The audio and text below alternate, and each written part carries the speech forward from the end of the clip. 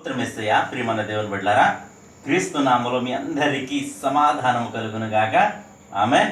ప్రతి దినము దేవుని వాగ్దానం అనే ఆత్మీయ చక్కటి కార్యక్రమంలో మిమ్మల్ని ప్రేమపూర్వకంగా ఆహ్వానిస్తున్నాను. దేవుని బిడ్డలారా, ఎలా ఉన్నారు? బాగున్నారా? ఉదయాన్నే లేస్తున్నారా? ప్రార్థన చేసుకుంటారా? దేవునితో కాసేపైన సమయాన్ని గడుపుతున్నారా? ఎందుకంటే దేవుని బిడ్డలకు చాలా ప్రాముఖ్యమైన సంగతి కనుక దానియేలు దేవునితో గడిపిన వ్యక్తి, అలాగే మోషే దేవునితో గడిపిన వ్యక్తి, అలాగే అనేక మంది దావీదు మహారాజు కావచ్చు, ఏలియా కావచ్చు, ఎలీషా కావచ్చు, ప్రభువైన యేసయ్య కావచ్చు, తండ్రి అయిన దేవునితో సహవాసం చేసినట్లుగా వారి ద్వారా గొప్ప అద్భుతాలు జరిగినట్లుగా మనం చూస్తున్నాం. దానికి బైబిల్ గ్రంథమే సాక్ష్యం ఇస్తుంది కనుక ప్రతి ఒక్కరూ దేవునితో గడపాలని తెలియజేస్తూ, దేవునితో ఉండాలని తెలియజేస్తూ, దేవుడు చెప్పినట్లు చేయాలని మీ అందరికీ హితో పలుకుతూ ప్రతి దినము దేవుని వాగ్దానం అని ఆత్మీయ చక్కటి కార్యక్రమంలో వాగ్దానాన్ని చదువుకుందని చదువుతున్నాను. రాజుల మొదటి గ్రంథము 8వ అధ్యాయము 56వ వచనం.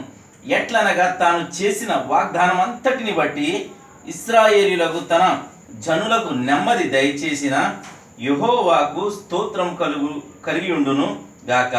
తన దాసుడైన మోషే ఆయన చేసిన శుభవాగ్దానములు లో ఒక్క మాట అయినను తప్పిపోయినది కాదు. దేవునికి స్తోత్రం. చాలా అద్భుతమైన వాగ్దానము.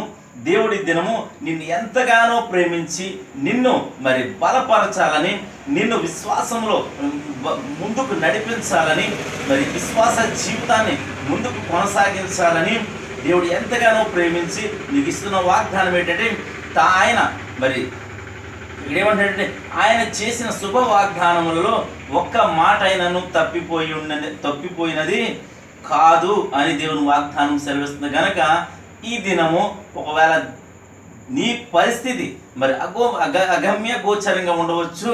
అనేక మంది అపహాస్యం చేసే విధంగా ఒకవేళ ఉండొచ్చు, అవమానాల మార్గంలో ఒకవేళ నువ్వు వెళ్తూ ఉండొచ్చు.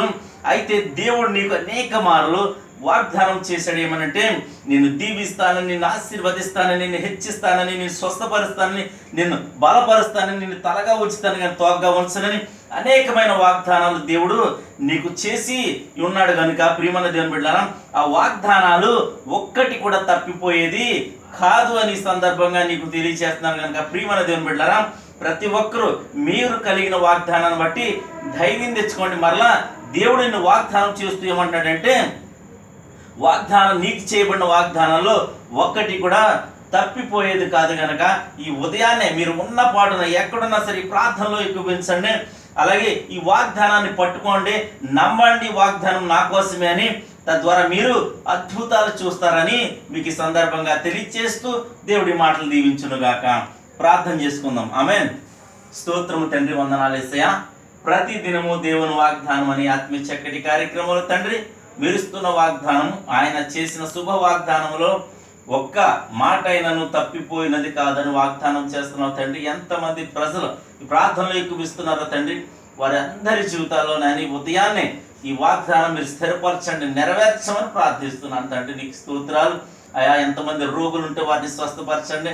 అలాగే ప్రభా, ఆయా చిక్కుల్లో, శ్రమల్లో, ఇరుకుల్లో, ఇబ్బందుల్లో, అవమానాల మార్గంలో ఒకవేళ వెళ్తుంటే నిందలు ప్రభా, ప్రతి సమస్య నుంచి వారి ప్రతి బిడ్డని విడిపించమని ప్రార్థిస్తున్నాను. ఈ వాగ్దానం ప్రతి ఒక్కరి జీవితాల్లో మీరు నెరవేర్చండి తండ్రి. నీకు స్తోత్రాలు. అలాగే రోగులుంటే స్వస్థపరచండి. అలాగే ప్రభా, గర్భఫలాలు దయచేయండి. నేను వివాహం కావాల్సిన యవనస్తులకు చక్కటి సంబంధాలను గ్రహించమని ప్రార్థిస్తున్నాను తండ్రి.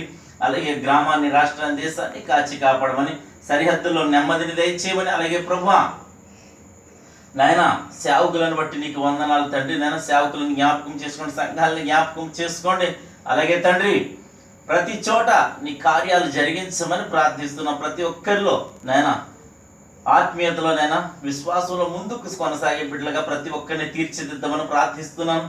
అలాగే తండ్రి ఈ దినం పెళ్లి రోజులను, పుట్టినరోజులను జరిపించుకొచ్చిన ప్రతి బిడ్డకి క్షేమాన్ని, సమాధానాన్ని, సంవత్సరం అంతా దయకిరీటం ఉంచమని. అలాగే ప్రభా ఈ దినం నీ బిడ్డలు చేయి ప్రయాణాల్లో, ప్రయత్నాల్లో, రాకపోకల్లో సమస్తంలో మీరే తోడండి, మహిమ పొందమని యేసు నామమున పెట్టాడుచున్నాను మా పరమ తండ్రి. ఆమేన్. నేను నమ్ముతున్నాను ప్రియమైన దేవుని బిడ్డలారా, ప్రభు నీతో మాట్లాడి నిన్ను బలపరిచారు కనుక వీడియోని నువ్వు లైక్ చేయి, షేర్ చేయి, ఛానల్ సబ్స్క్రైబ్ చేసుకోండి. మంచి మంచి కామెంట్స్, మీ యొక్క ప్రార్థన అవసరతలు తెలియచేయాలని కామెంట్ రూపంలో తెలియచేస్తూ దేవుడు నిన్ను నీ కుటుంబాన్ని బాగుగా దీవించును గాక. ఆమేన్.